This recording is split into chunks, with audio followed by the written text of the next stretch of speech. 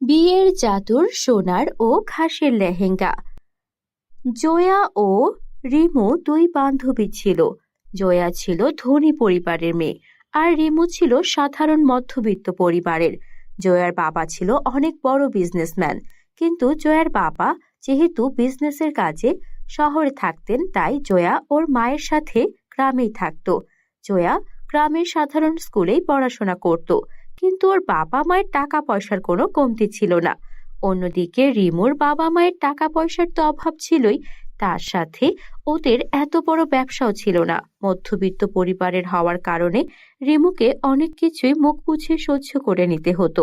রিমু আর জয়ার বন্ধুত্ব এই সব টাকা পয়সার ঊর্ধ্বে ছিল। ওরা দুইজনের অনেক ভালো বন্ধু ছিল। এভাবেই ওরা একসঙ্গে মিলেমিশে পড়াশোনা শেষ করে, আর তারপর দুইজনের বিয়ে একই দিনে ঠিক হয়। জয়ার বিয়ে ঠিক হয় একটা অনেক ধনী পরিবারের ধনী ছেলের সাথে, আর রিমুর বিয়ে ঠিক হয় মধ্যবিত্ত পরিবারের একটা ছেলের সাথে। এটা নিয়ে ওদের কোনো আফসোস ছিল না। ওরা যার যার অবস্থানে অনেক খুশি ছিল। তারপর রিমু আর জয়া ওদের বিয়ের শপিং এর জন্য বেরিয়ে পড়ে। জয়া বলে, দেখ রিমু, আমার সঙ্গে তো যাচ্ছিস, তোর যদি কোনো কিছু পছন্দ হয় তুই কিন্তু নিয়ে নিবি, কেমন? আমাকে কিন্তু বলতে আবার লজ্জা পাস না। আরে না না, কি বলছিস জয়া, তোকে আবার বলতে লজ্জা কিসের? কিন্তু আসলে আমার অন্য কিছু পছন্দ হয় না। তুই তোর জন্য শপিং কর না, আমি তো তোকে শপিং করে দিতে এসেছি। আমি তোর জন্য বেস্ট বেস্ট সবকিছু চুজ করে দেব, ঠিক আছে?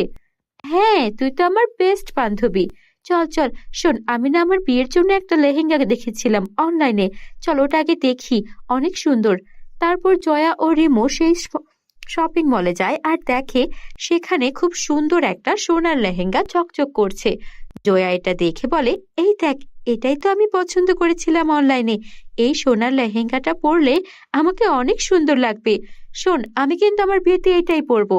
তুইও কিছু একটা পছন্দ করে নে না, বিয়েতে কি পরবি তুই? আরে, এটা তো অনেক দামি। এটার দাম হচ্ছে 50 লাখ টাকা। তুই এত টাকার লেহেঙ্গা পরে কি করবি? একটা সাধারণ লেহেঙ্গা হলেই তো হচ্ছে। আরে, আমার বাবার কি টাকার অভাব আছে? আমার বাবা অনেক টাকা আয় করে, এটা তো আমার বাবার টাকার কাছে কিছুই না। শোন না, তুই তোর জন্য কিছু পছন্দ কর। না রে, আমার পরিবার তো মধ্যবিত্ত, তুই জানিসই। আমি পুরনো কোনো একটা লেহেঙ্গা পরে বিয়ে করে নেব। এসব নিয়ে আমার এত চিন্তা নেই। দুই বান্ধবী এভাবেই কথা বলতে বলতে সেখান থেকে শপিং শেষ করে চলে এলো। যখন শপিং শেষ করে রিমু বাসায় এলো, ওর মাকে ওর মনের কথা খুলে বলল, মা, জয়া তো অনেক সুন্দর একটা সোনার লেহেঙ্গা পরবে ওর বিয়েতে, কিন্তু আমি কি পরবো? আমাদের যে অবস্থা, আমি তো তোমাকে বলতেও পারছি না। মা, আমাকে কি একটা বিয়ের জন্য নতুন লেহেঙ্গা বানিয়ে দেবে? ওদের অবস্থা এমন ছিল যে বিয়ের সব খরচপত্র জোগাড় করতে ওদের হিমশিম খেতে হচ্ছিল, তাই দামি কোনো লেহেঙ্গা এফোর্ড করা ওদের পক্ষে সম্ভব ছিল না। তখনই জয়া বলল, আরে তুই আন্টিকে বলছিস কেন? আন্টির পক্ষে তো সম্ভব হবে না। শোন, আমি না হয় আমার বাবাকে বলে তোর জন্য একটা লেহেঙ্গার ব্যবস্থা করে দিচ্ছি। না না, আমি চাই আমার বিয়েতে আমার বাবা মার থেকেই নেব। তোদের থেকে নিলে সেটা ভালো দেখায় না। ঠিক আছে, তোকে আমি বললাম, তোর যা ইচ্ছে তাই কর। জয়া ওর বাসায় চলে গেল। এদিকে রিমুর মা সারা রাত চিন্তা করে ভেবে পেল না কিভাবে তার মেয়েকে বিয়ের জন্য লেহেঙ্গা বানিয়ে দেবে। রাতের বেলা চাঁদের আলোতে হঠাৎ তার চোখ গেল তার উঠোনের ঘাসগুলোর দিকে, যেগুলো একদম চকচক করছিল। তাই সে ভাবলো যে করেই হোক এই ঘাস দিয়ে সে তার মেয়ের বিয়ের লেহেঙ্গা তৈরি করবে। তাই সে 3 দিনের মধ্যে সেই ঘাসগুলো দিয়ে খুব সুন্দর একটা লেহেঙ্গা তৈরি করলো। আসলে তখন সেই ঘাসগুলোর উপরে একটা পরী জাদু করে গিয়েছিল, যেন সেই ঘাসগুলো চকচক করে। আর সেই জাদুর ঘাসগুলো দিয়েই রিমুর মা তার মেয়ের জন্য বিয়ের লেহেঙ্গা তৈরি করে। বিয়ের দিন সেখানে জয়া সোনার লেহেঙ্গা পরে আসে, অন্যদিকে রিমু পরে আসে ওর মায়ের বানানো ঘাসের লেহেঙ্গা, যেটা দেখতে যেন হীরার মতো চকচক করছিল। সবাই ওর বানানো সেই ঘাসের লেহেঙ্গাটাই পছন্দ করে। এমনকি সেই বিয়েতে যারা এসেছিল সবাই সেই লেহেঙ্গা এত পছন্দ করে যে রিমুর মায়ের কাছে অনেক অনেক লেহেঙ্গার অর্ডার চলে আসে। আর রিমুর মা একের পর এক সেই জাদুর ঘাস থেকে লেহেঙ্গা বানাতে শুরু করে। যেহেতু সেগুলো জাদুর ঘাস ছিল, সেগুলো না নষ্ট হতো না শেষ হতো। এভাবেই এক রাতের মধ্যে রিমুদের পরিবারের ভাগ্য বদলে যায়, আর রিমু আর ওর পরিবার অনেক সুখে শান্তিতে বাকিটা জীবন কাটাতে থাকে। বন্ধুরা, তোমরা যদি আমাদের চ্যানেলে নতুন হয়ে থাকো, আমাদের চ্যানেলটিকে সাবস্ক্রাইব করে বেল আইকন অন করে দিও। Bye bye. জাদুর সোনা ও রূপার চুলের জাদু। এক গ্রামে ঐশী ও তুষি নামের দুই বোন বাস করত। ঐশী ও তুষি ছিল খুবই দুরন্ত, সারাদিন শুধু দুষ্টুমি করেই বেড়াতো। একদিন ওরা ছুটতে ছুটতে জঙ্গলে চলে যায়, আর জঙ্গলে ছিল এক ডাইনি বুড়ির বাড়ি। ওরা একটুও ভয় না পেয়ে ডাইনি বুড়ির বাড়িতে প্রবেশ করলো। ভেতরে গিয়ে ওরা যা দেখে, ওদের চোখ তো ছানা বড়া। অনেক বড় বড় ফুলের গাছ, ফলের গাছে ভরপুর ছিল। দেখ দেখ, জঙ্গলে এত সুন্দর একটা বাড়ি, আর সবাই বলে ডাইনির বাড়িতে না যেতে, অথচ এখানে কত সুন্দর সুন্দর ফুল, কত বড় বড় ফল আছে। এই আপেলটা তো মনে হচ্ছে আমরা 2 দিনেও খেয়ে শেষ করতে পারবো না। চল চল, আমরা এই আপেলটা তাড়াতাড়ি এখান থেকে নিয়ে যাই। হ্যাঁ চল, ডাইনি বুড়িকে আশেপাশে দেখতে পাচ্ছি না। ডাইনি বুড়ি এলে আবার আমাদের বকতে পারে। শুনেছি ডাইনি বুড়ি নাকি যাকে পায় তাকে খেয়ে ফেলে, আবার পাথর বানিয়ে রেখে দেয়। চল চল, এই আপেলটাই নিয়ে যাই আজকে, অন্যদিন এসে অন্য কিছু নিয়ে যাবো। ওরা আপেলটা ছিঁড়তে যায়, তখনই ঘর থেকে কাশির আওয়াজ শুনতে পায়।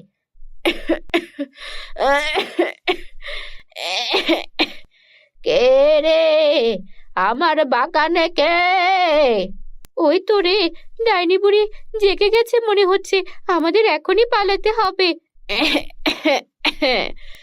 একটু অসুস্থ হয়েছি বলে আমার বাগান থেকে চুরি করতে এসেছিস? দাঁড়া, এখনই পাথর বানিয়ে রেখে দেব। ডাইনি বুড়ি আমাদের পাথর বানিয়ে রেখে দেবে। চল বোন, পালাই পালাই। না বোন, উনি তো কাশছেন অনেক, উনি মনে হচ্ছেন খুব অসুস্থ। ডাইনি বুড়ি হলেও তো উনি একা থাকেন, ওনার তো ছেলে মেয়ে নেই।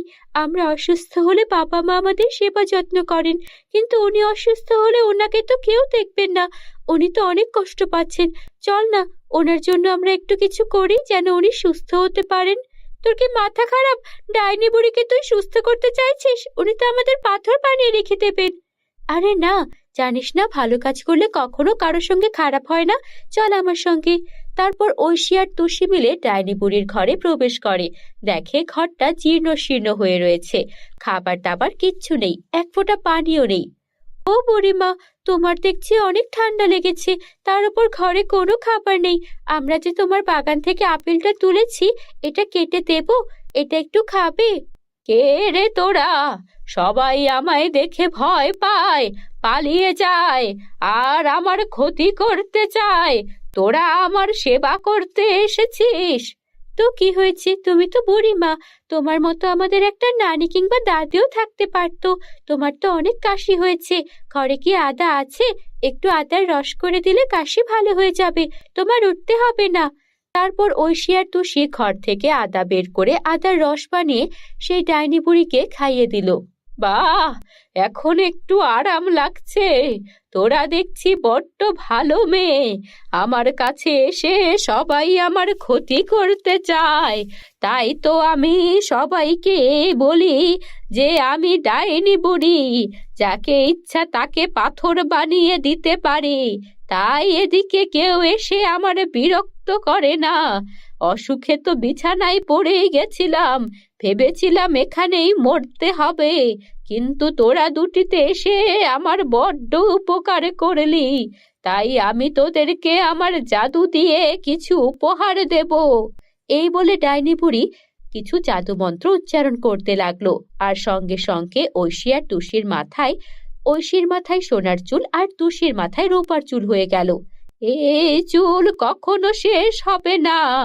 আমি জাদু মন্ত্র ঠিক জানি, তবে এটা দিয়ে কারো কোনো ক্ষতি করি না।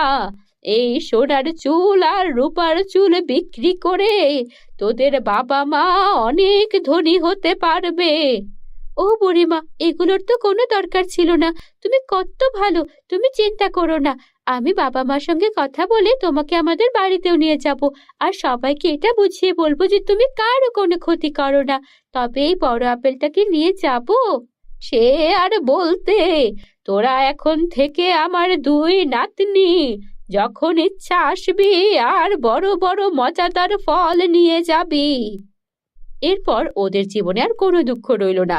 ওরা সোনা রূপার চুল বিক্রি করে ধনী তো হলোই, ডাইনি বুড়িকে ওদের সঙ্গে নিয়ে রাখলো। বন্ধুরা, আমাদের চ্যানেলে নতুন হলে চ্যানেলটিকে সাবস্ক্রাইব করতে ভুলো না যেন।